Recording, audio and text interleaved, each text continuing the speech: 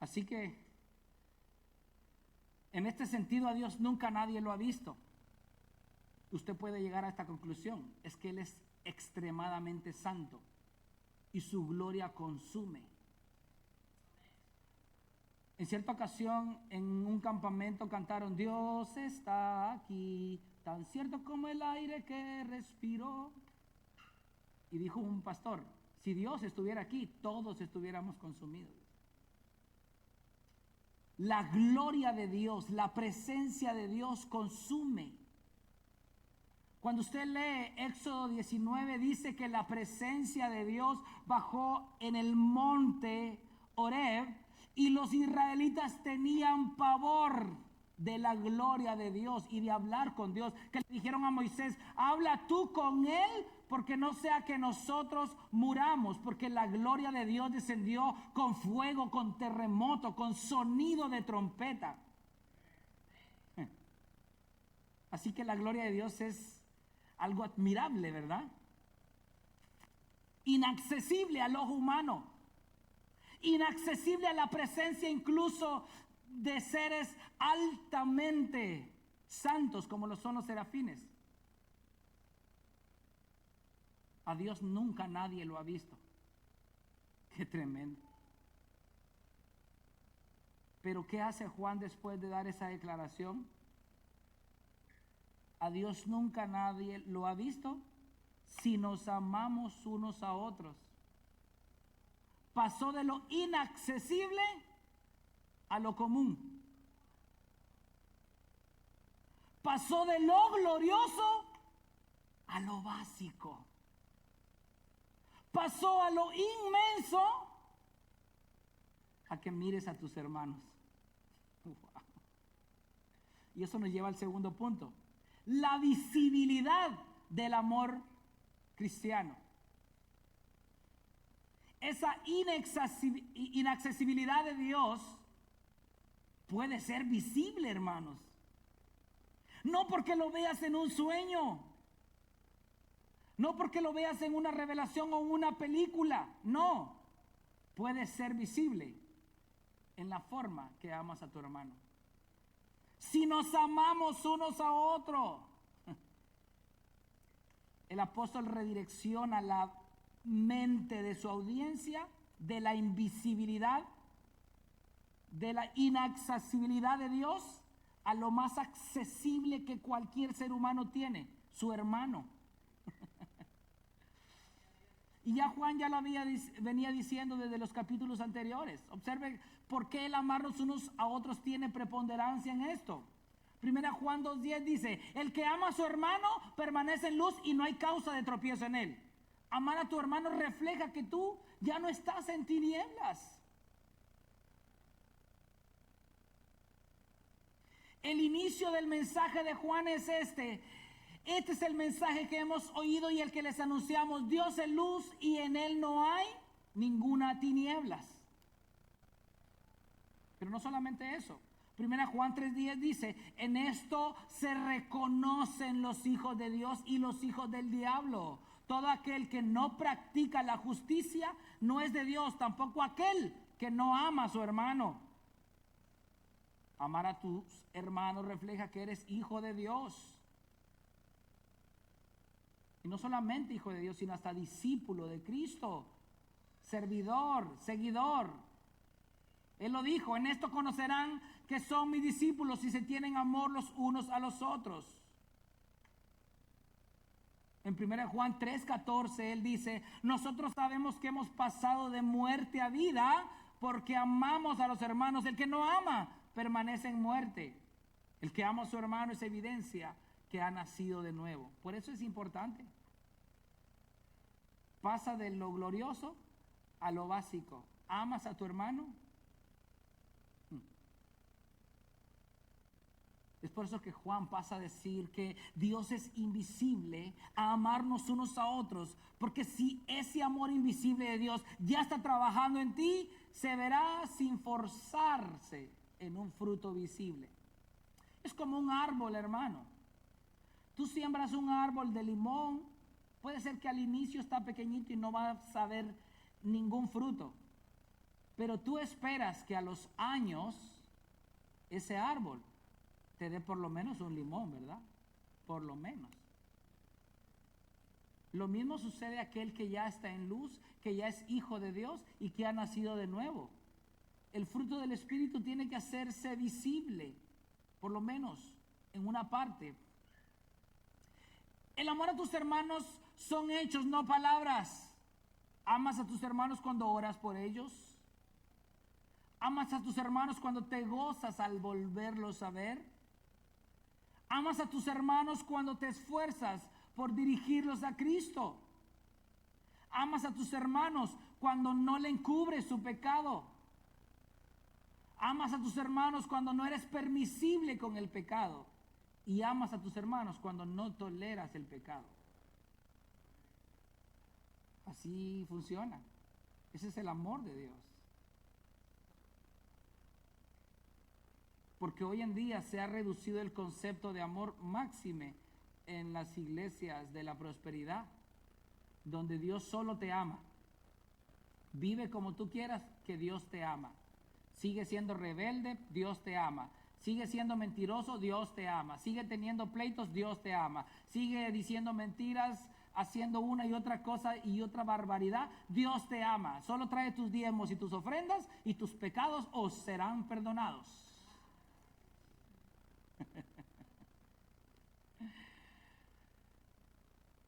Amar a tus hermanos es la mejor manifestación que un cristiano puede demostrarle al mundo de cuánto realmente ama a Dios. Es que es fácil, mi hermano Willy, que yo te diga a ti, vieras Willy, yo cómo amo a Dios. Eso es fácil. Pero cuán difícil es venir y decir, amo a Dios, pero no quiero tener nada que ver con mi hermano allá. Eso no es amor. Y eso nos lleva a nuestro tercer punto. El amor mutuo entre hermanos es la evidencia clara que la presencia de Dios está en su pueblo. Por eso inicié con lo que les dije al principio. Presencia de Dios. ¿Qué es presencia de Dios? Saltar, gritar, pasar entonando alabanzas sin parar. Y que salgamos sudados de aquí, con las camisas bien mojadas y que digamos, hoy hubo presencia de Dios en este lugar. Pero al salir de aquí, seguimos siendo los mismos mentirosos, los mismos adúlteros, fornicarios. Pero hubo presencia de Dios. Mentira, hermanos.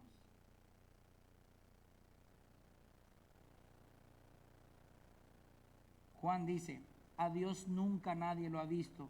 Si nos amamos unos a otros, Dios permanece en nosotros.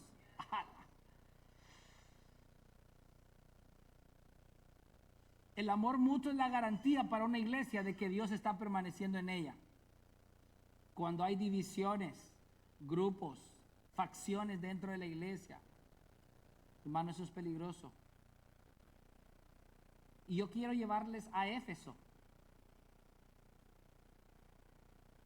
La iglesia de Éfeso es una de las mejores evidencias de lo que podría significar ser una iglesia robusta teológicamente, pero a punto de morir por la falta de lo esencial.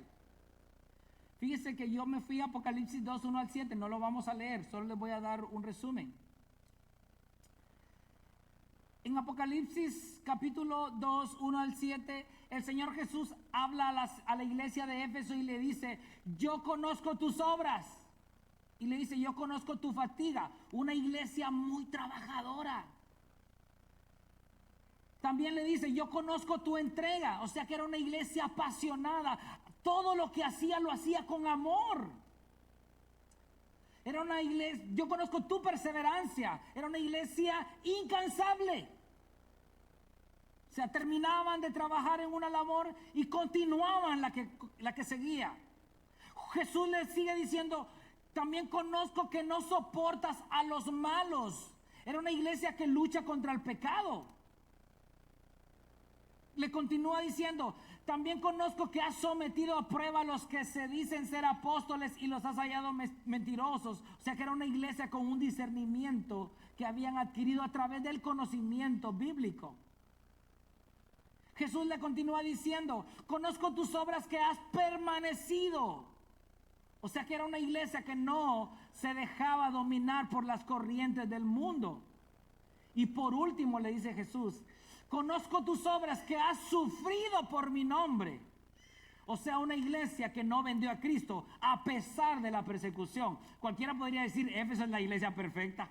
No, hombre, ¿ya qué más se le puede pedir? Pero observe lo que Jesús le dice en el verso 4 y 5. Pero tengo estas cosas contra ti, que has dejado tu primer amor. Wow.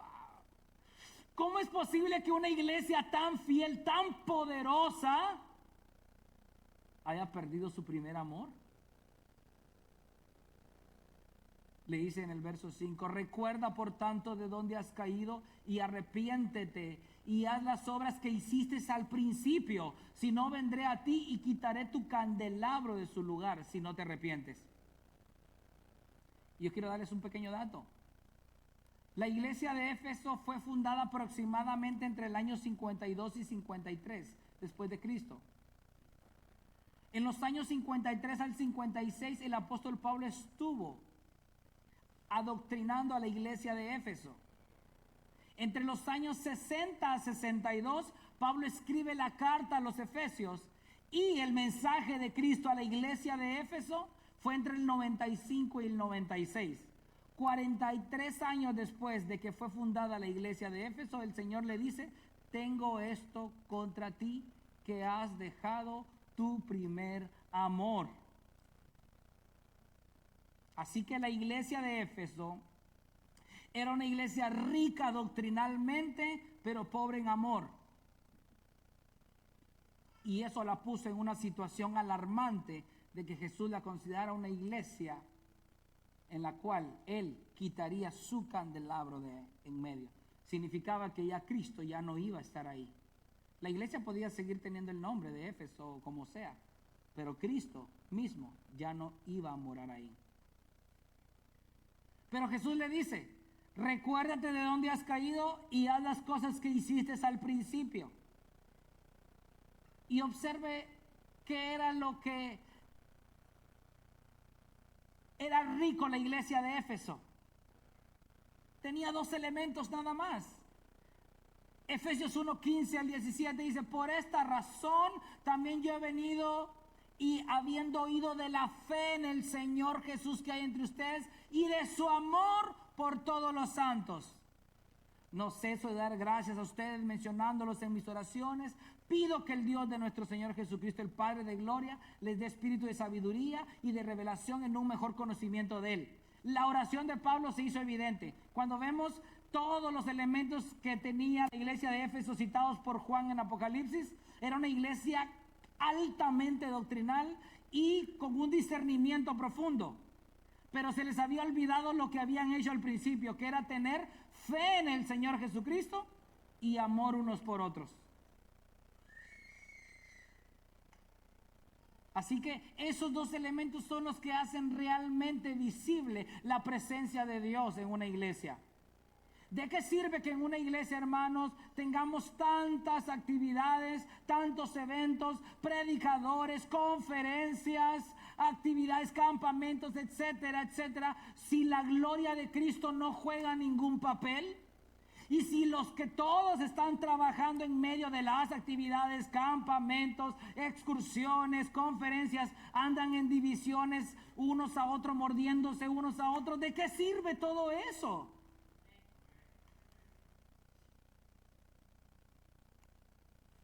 ¿De qué sirve, hermano? Esa no es la presencia de Dios. La presencia de Dios se ve visible por estos dos elementos. ¿Hay fe en Jesucristo? ¿La iglesia está confiando en las obras de Jesucristo? ¿La iglesia está confiando en Jesucristo a pesar de la persecución? ¿La iglesia está confiando en Jesucristo en la enfermedad, en la escasez, en la abundancia? La iglesia está confiando en Jesucristo. Si la iglesia no está confiando en Jesucristo, entonces la presencia de Dios no está ahí. Pero el segundo elemento, ¿se aman los hermanos entre sí?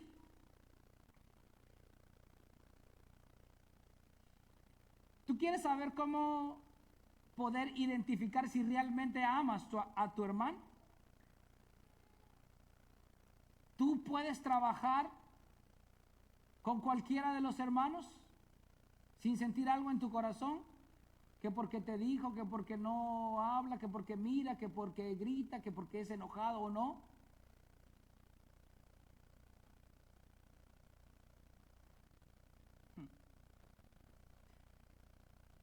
Fe en el Señor Jesucristo. Y es que Hebreos 11:6 lo dice con claridad, hermanos. Y sin fe es imposible agradar a Dios. La fe es la columna vertebral del Evangelio. Es por eso que una iglesia en la que Dios permanece es una iglesia que tiene puesta su confianza y descansa plenamente en Dios. Si viene la enfermedad, sabe que Dios tiene el control. Si viene situación económica, sabe que Dios es su sustentador. Si vienen falsos maestros, sabe que Dios le ha dado el Espíritu Santo y puede discernir entre quién o no es un falso maestro. Y si un día llegara a morir por causa de Cristo, sabe que le espera la gloria eterna en Él. ¿De qué se preocupa el cristiano? Ese cristiano confía en Jesucristo. Así que si una iglesia tiene fe, permanecerá hasta el final, porque reconoce que no es con espada ni con ejército, sino con su Santo Espíritu. Pero aquí está el segundo elemento, amor por todos los santos. No dice amor con los que te llevas bien, porque Jesucristo lo dijo, ¿va? Si amo a los que me aman o amas a los que te aman, ¿qué recompensa tienes? Imagínense que aquel que dice, pastor, yo amo mucho. ¿Por qué? Observe cómo amo a mi familia. Ah, no, pues qué fácil, ¿verdad? Le doy todo a mi esposo, a mi esposa, a mis hijas, a mis hijos. Observe cómo es mi amor genuino. ¿Haces lo mismo con tu hermano? ¿Con el hijo de tu hermano? ¿Con la hija de tu hermana? Las cartas a Timoteo dice claramente que tú a los ancianos debes tratarlos como a tu propia madre o tu propio padre. A las más jóvenes como a tus propias hermanas. Porque aquí es donde se refleja realmente el amor. Juan 15:12 dice, este es mi mandamiento.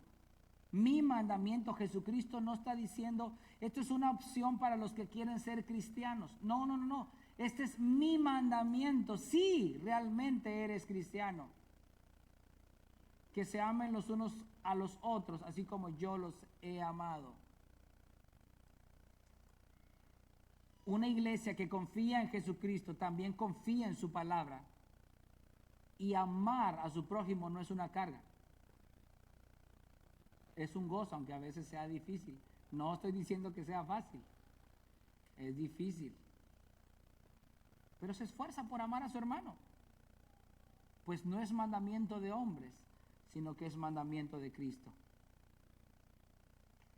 Así que el amor por nuestros hermanos vuelve a tener protagonismo y no es casualidad.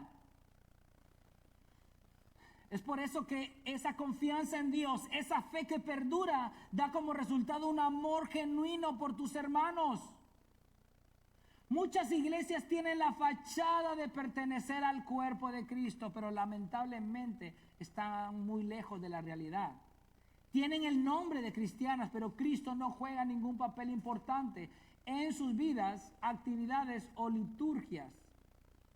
¿Cómo nos podemos dar cuenta de eso? Alguien dijo, ¿tú quieres saber qué es lo que predican en ese lugar? Escucha lo que cantan. Pero no es solamente eso, hermanos.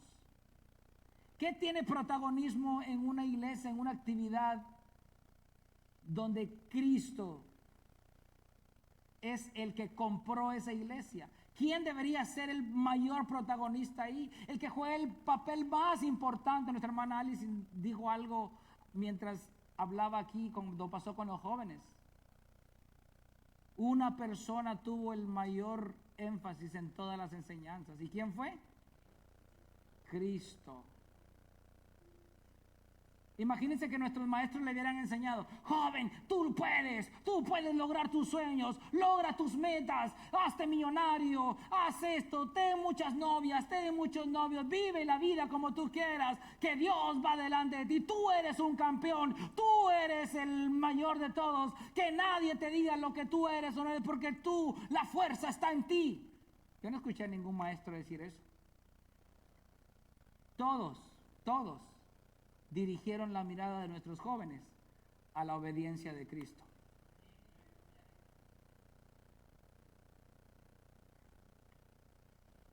Dos horas de alabanza.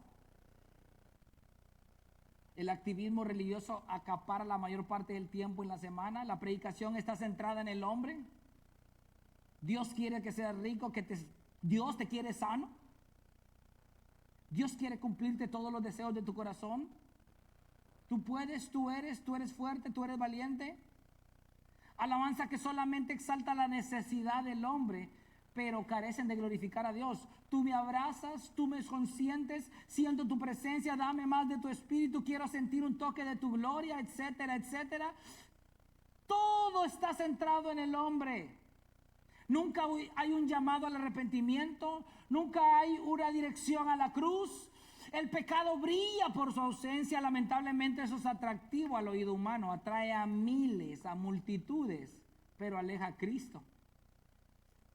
¿De qué sirve tener una iglesia llena si Cristo no está?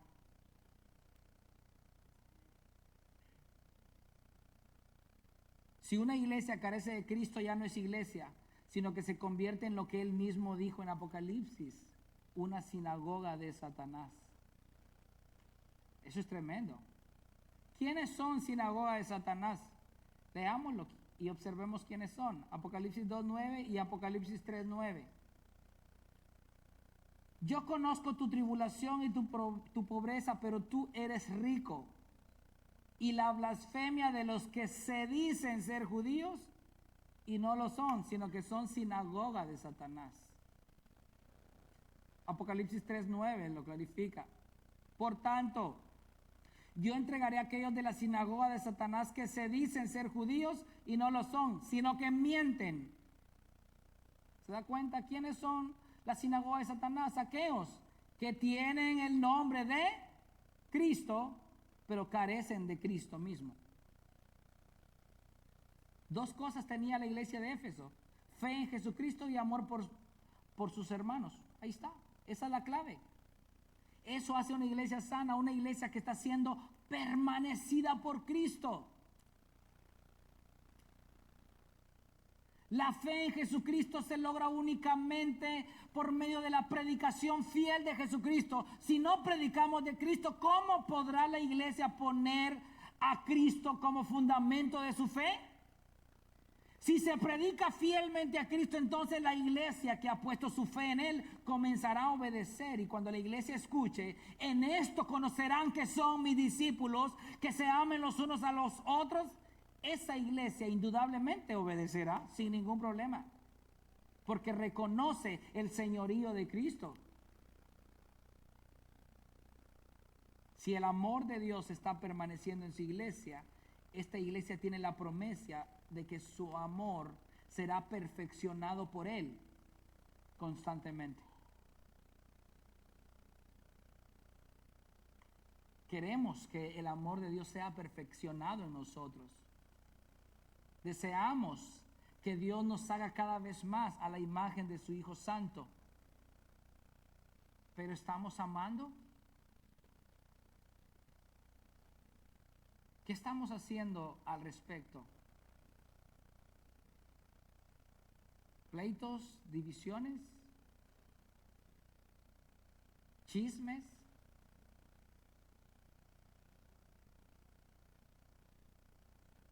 Para que el amor de Dios sea perfeccionado en nosotros, necesitamos amarnos.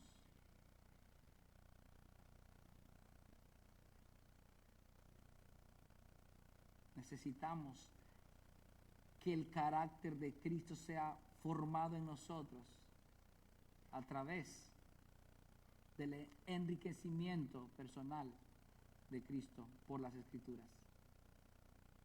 Y esto nos lleva al último punto. el propósito del amor de Dios en nosotros. Se lo leo nuevamente. A Dios nunca lo ha visto nadie. Si nos amamos unos a otros, Dios permanece en nosotros y su amor se perfecciona en nosotros. ¿Cómo se perfecciona el amor de Dios en nosotros? El amor de Dios se perfecciona en nosotros cuando su amor se manifiesta en la comunión con sus hijos, no separado de, ¿verdad? Las rocas, cuando constantemente van en el río, ¿cómo terminan? Bien redonditas, ¿verdad? Bien, algunas hasta las agarramos del río y las llevamos a nuestra casa y la ponemos de adorno, ¿verdad?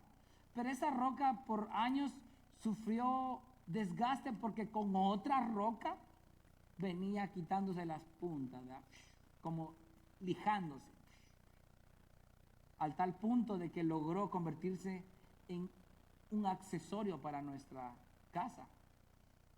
Así funciona el perfeccionamiento en el Hijo de Dios, no alejado del pueblo, sino unido al pueblo. Pastor, llevo años luchando con el chisme, pero te juntas solo con los chismosos. ¿Cómo vas a poder vencer eso? Señor, llevo años luchando con la ira, pero te juntas solo con gente iracunda. Les vamos a poner los iracundos.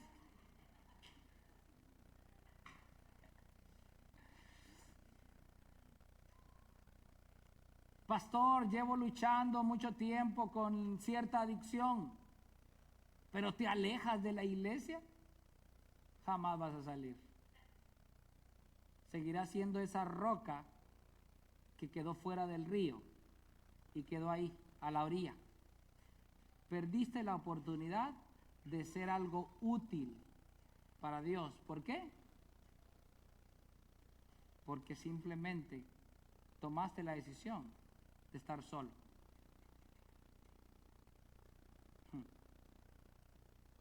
Esa comunión no es el resultado de su fuerza, sino de la gloriosa obra de Dios en su iglesia. Dios es quien nos perfecciona. Dice Filipenses 1:6, estoy convencido precisamente de esto, que el que comenzó en ustedes la buena obra, la perfeccionará hasta el día de Cristo Jesús. La iglesia experimenta el amor de Dios porque es Dios mismo quien está perfeccionando ese amor en ella. Dios sostiene a su iglesia, no la iglesia a Dios. ¿Qué tanto está trabajando Cristo en ti? ¿Eres igual o peor que hace varios años? ¿Amas estar con tus hermanos en comunión con ellos? ¿O siempre tratas la manera de evitarlos? Y te encierras en una burbuja donde dices, es que yo no soy hipócrita, por eso yo me alejo de ellos. Bueno, eso te convierte en el peor hipócrita de los hipócritas. Porque me imagino que cuando tú te apartas lo haces para meterte a estudiar las escrituras, para meterte en 3 días de ayuno y oración. Entonces yo te creo. Pero no lo haces para eso. Lo haces para darle rienda suelta a tu propio pecado. Y por eso no creces. Por eso no hay crecimiento, por eso no hay victoria contra el pecado. Mientras más alejados estamos de esto, hermanos, la presencia de Dios no será visible.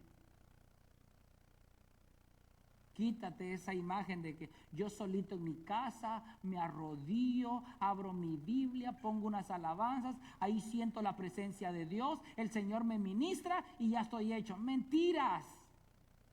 Si eso fuera cierto, vislumbraras delante de tus hermanos.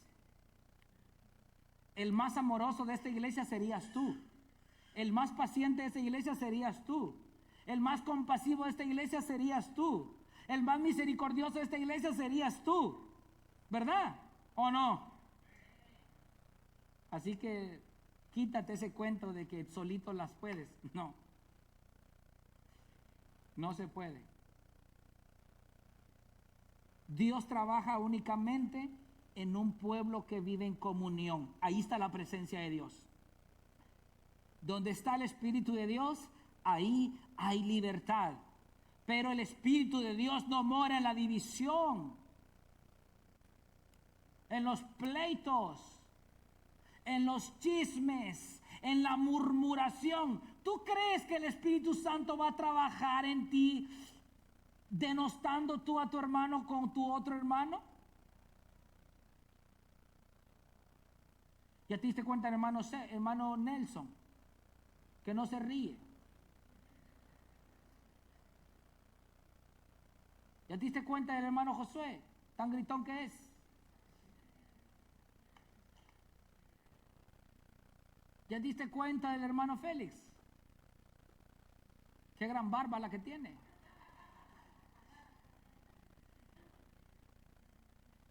Fuera bueno que las pláticas fueran de eso, hermanos. Solo estoy suavizando el golpe que voy a dar. ¿Ya te diste cuenta del hermano Alex?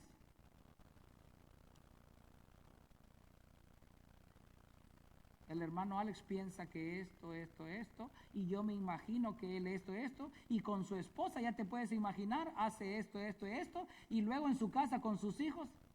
Ese es el verdadero problema. ¿Y piensas que el Espíritu Santo mora ahí?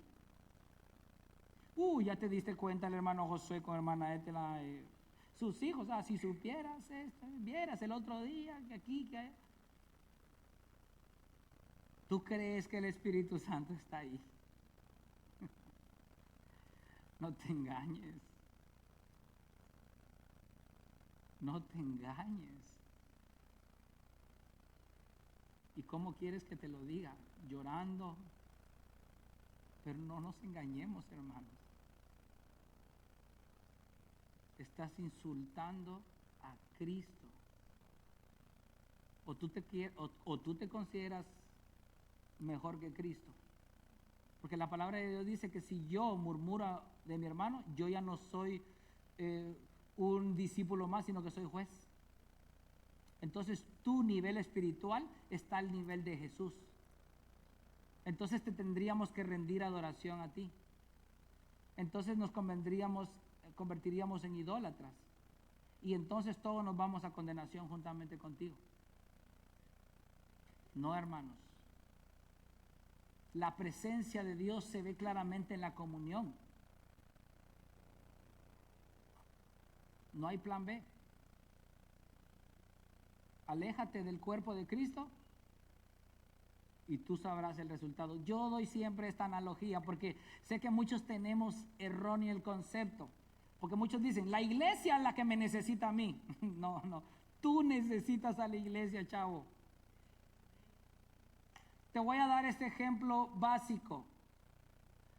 Jesucristo ve a la iglesia como un cuerpo, ¿verdad? Ok, bueno, tú tienes un cuerpo. 10 dedos en las manos, 10 dedos en los pies, 2 orejas, 2 ojos, etcétera, etcétera, etcétera. Pero digamos que en un accidente tu dedo es amputado por, qué sé yo, alguna máquina o en la fábrica. ¿Qué es lo que se va a morir primero? ¿Todo tu cuerpo o el dedo amputado? Entonces, ¿quién necesita a quién? ¿El cuerpo al dedo o el dedo al cuerpo? ¿O no puedes vivir con 9 dedos? Se puede vivir con 9 dedos. He visto personas que viven literalmente sin los 2 brazos y sin las 2 piernas. Y ahí están. Entonces, ¿quién necesita a quién?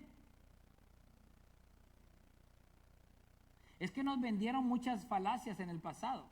Cristo te necesita, hermano. Cristo te necesita. El creador de todo me necesita a mí. Cuando yo me ponga berrinchudo con Dios, lo único que va a hacer Dios, get out of here. Yo tengo otro mejor que tú. Y ya. Así es Dios. Dios no anda ahí cuchuchando a las personas. Y yo veo que no me creen, porque es que nos vendieron ese Dios que solo amor, solo amor. Pero yo recuerdo que una vez, si usted no me va a dejar mentir, una vez Jesucristo, haciendo la referencia de que Él era el pan que descendió del cielo y que el que no come su carne pues no puede heredar vida eterna, dice que muchos de sus discípulos lo dejaron al haber dado esas declaraciones. Y Jesucristo no le dijo a los discípulos, por favor no me dejen, ¿qué voy a hacer sin ustedes 12? ¿Ustedes quieren ir también? Váyanse. Ese es el Dios al que nosotros adoramos.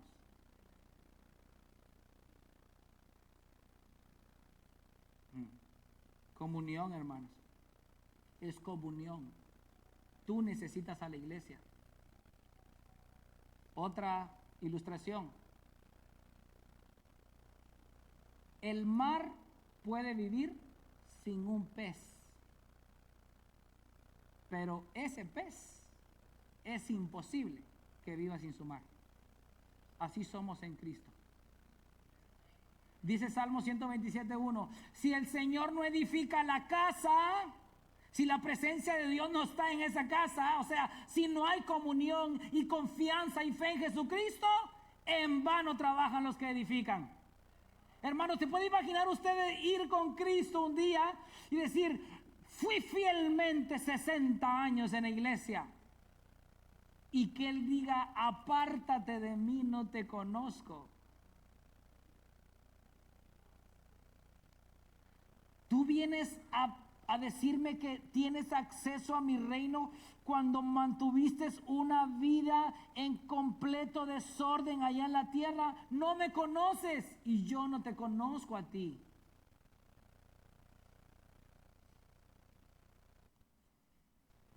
Es que el amor invisible de Dios se hace visible en su pueblo. Así que, si tú quieres impactar al mundo, ama a tus hermanos. Si tú quieres que tu ser querido venga a los pies de Cristo, ama a tus hermanos. Si tú quieres que tu relación personal con Dios se fortalezca o haya crecimiento, ama a tus hermanos. Si tú quieres saber si Dios ya está trabajando en ti, ama a tus hermanos. Porque la evidencia más grande de que el amor invisible de Dios ya mora en ti, solamente se puede contemplar por medio del amor que tú le demuestras a tus hermanos. Recuerda, Dios es invisible, nadie lo puede ver. Si nos amamos unos a otros, ese amor invisible se hace visible. Y si su amor es visible en nosotros, tenemos la confianza de que estamos permaneciendo en Dios. Y si Él permanece en nosotros, podemos confiar que nos perfeccionará hasta el final. Porque aquel que comenzó en nosotros la buena obra será fiel en perfeccionarla. Oramos. Padre, te damos gracias por la bendición que tú nos has regalado el día de hoy, Señor. Confiamos plenamente en ti, en tu palabra.